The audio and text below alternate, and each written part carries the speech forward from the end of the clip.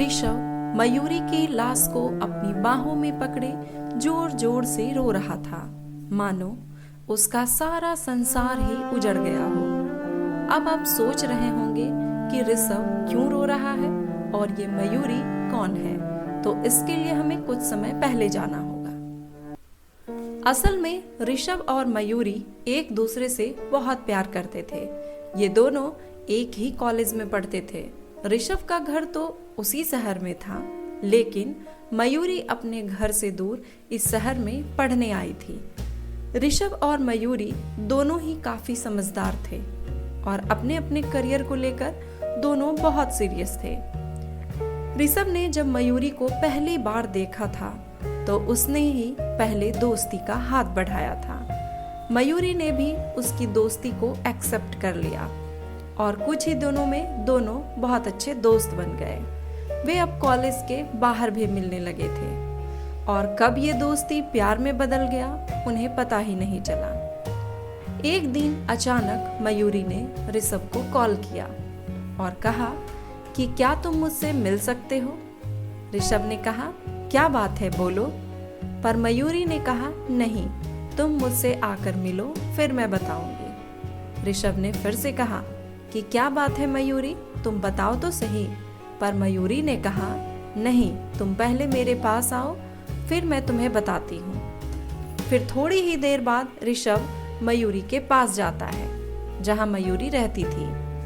वह मयूरी से पूछता है, लो मैं आ गया, अब बताओगी कि क्या हुआ है। मयूरी थोड़ी देर चुप रहने के बाद कहती है, आई एम प्रेग्नेंट। यह सुनकर ऋषभ को जैसे जोर का झटका लगा और लड़खड़ाते हुए बोला, ये तुम क्या बोल रही हो। मयूरी ने कहा, वही जो तुम सुन रहे हो। ऋषभ काफी घबरा गया और उसे समझ नहीं आ रहा था कि वो अब क्या करे और वह मयूरी से क्या बोले। तभी उसने कहा कि तो अब क्या करेंगे हम। मयूरी ने कहा, इसमें सोचना क्या है, वैसे भी तो हम शादी करने वाले थे ही ना फ्यूचर में, तो अब कर लेते हैं। ऋषभ ने कहा, तुम पागल हो क्या, शादी, ये तुम क्या बोल रही हो, अभी इतनी जल्दी मैं कैसे क्या करूंगा। देखो ये नहीं हो सकता। ये सुन मयूरी थोड़ा गुस्से में आ जाती है और कहती है, ये नहीं हो सकता का क्या मतलब है, तुमने ही तो कहा था ना कि हम शादी करेंगे। ऋषभ ने कहा, हाँ मयूरी, मैंने कहा था और मैं इस बात से मुकर नहीं रहा हूँ, पर अभी इस सिचुएशन में मुझे कुछ समझ नहीं आ रहा कि मैं क्या करूँ। मयूरी ने कहा कि देखो ऋषभ, मैं अपने घर वालों से बात कर लूंगी और तुम भी अपने घर वालों से बात कर लो बस। ऋषभ कहता है, तुम्हें पता नहीं है, मेरा बाप मुझे कच्चा चबा जाएगा। यह सुन मयूरी ने कहा कि अगर तुम अपने बाप से इतना डरते हो तो तुम्हें ये सब करने से पहले सोचना चाहिए था ना। ऋषभ ने मयूरी को समझाते हुए कहा कि देखो मयूरी, हम शादी बाद में कर लेंगे, अभी फिलहाल तुम अबॉर्शन करवा लो। यह सुनकर मयूरी और भड़क गई और बोली, क्या, बिल्कुल नहीं, ये मैं नहीं कर सकती। ऋषभ, अगर तुम्हें लगता है कि घर वाले नहीं मानेंगे तो चलो ना, हम पहले शादी कर लेते हैं, बाद में घर वाले भी हमें अपना लेंगे। ऋषभ कहता है, नहीं मयूरी, ये मैं नहीं कर सकता। अब मयूरी रोने लगती है और ऋषभ की शर्ट पकड़कर उससे पूछने लगती है कि क्या हुआ ऋषभ, तुम तो कहते थे कि तुम मेरे लिए कुछ भी कर सकते हो, पूरी दुनिया से लड़ सकते हो, तो क्या हुआ ऋषभ। पूरी दुनिया से लड़ने की बात छोड़ो, तुम अपने फैमिली से बात भी नहीं कर सकते। कहाँ गए वो वादे जो तुमने मुझसे किया था, क्या वो सब झूठ था। बोलो ऋषभ बोलो, चुप क्यों हो। ऋषभ चुपचाप सुनता रहा, फिर कहता है, मयूरी प्लीज मेरी बात मानो, अबॉर्शन करवा लो। मयूरी रोते हुए ना में सर हिलाती है। तो ऋषभ कहता है, ठीक है, अगर ये तुम्हारा आखिरी फैसला है तो मैं कुछ नहीं कर सकता, और वहां से चला जाता है और जाकर एक पार्क में बैठ जाता है। थोड़ी देर में उसका दोस्त सौरभ वहां आता है और पूछता है कि क्या हुआ ऋषभ, तुमने मुझे इतनी हड़बड़ी में क्यों बुलाया। ऋषभ कहता है, मुझसे बहुत बड़ी गलती हो गई, और वो सारी बातें सौरभ को बताता है।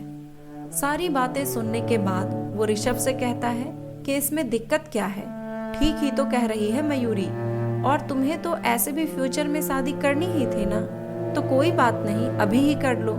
ऋषभ कहता है सौरभ तुम समझ नहीं रहे हो, मैं अभी तैयार नहीं हूँ इन सब के लिए।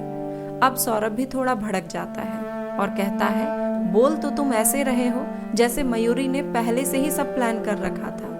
देखो ऋषभ, जितना तुम परेशान हो उतना ही तो वो भी परेशान है, लेकिन वो तो हिम्मत कर रही है ना अपने फैमिली से बात करने की, तो थोड़ी हिम्मत तुम भी दिखाओ ना यार। तुम्हारे सारे वादे कसमें सिर्फ दिखावा था, मयूरी को पाने के लिए, अपनी हवस की प्यास बुझाने के लिए। ऋषभ तड़प जाता है और कहता है नहीं यार, मैं ऐसा सोच भी नहीं सकता, मानता हूँ मुझसे गलती हुई है, पर मेरा प्यार सच्चा है। तो सौरभ कहता है देख यार, अगर तेरा प्यार सच्चा होता ना तो तू इस हाल में मयूरी को अकेले छोड़कर नहीं आता, वो भी उस समय जब मयूरी को तुम्हारी सबसे ज्यादा जरूरत थी। यार मयूरी के बारे में सोच, उसने तुम पर भरोसा किया और तुमने क्या किया। ऋषभ ये सारी बातें चुपचाप सुन रहा था और फिर कहता है कि तू सही कह रहा है। सौरभ ने ऋषभ को कहा यार तू सबसे पहले मयूरी के पास जा और उसे बता कि तू सब कुछ ठीक कर देगा, तू बात करेगा फैमिली से। और यह सुन ऋषभ मयूरी के पास चला जाता है। ऋषभ दरवाजा खोलता है और अंदर जाता है। वह मयूरी आवाज लगाता जा रहा था। तभी देखता है कि मयूरी अपने कमरे में जमीन पर पड़ी है। वह मयूरी के पास जाता है और उसे छूते हुए कहता है मयूरी उठो, मैं आ गया हूँ, मैं बात करूँगा अपनी फैमिली से, और अगर वो नहीं माने तो भी हम शादी कर लेंगे। उठो मयूरी उठो। पर ये क्या, मयूरी का शरीर कोई हरकत नहीं कर रहा था।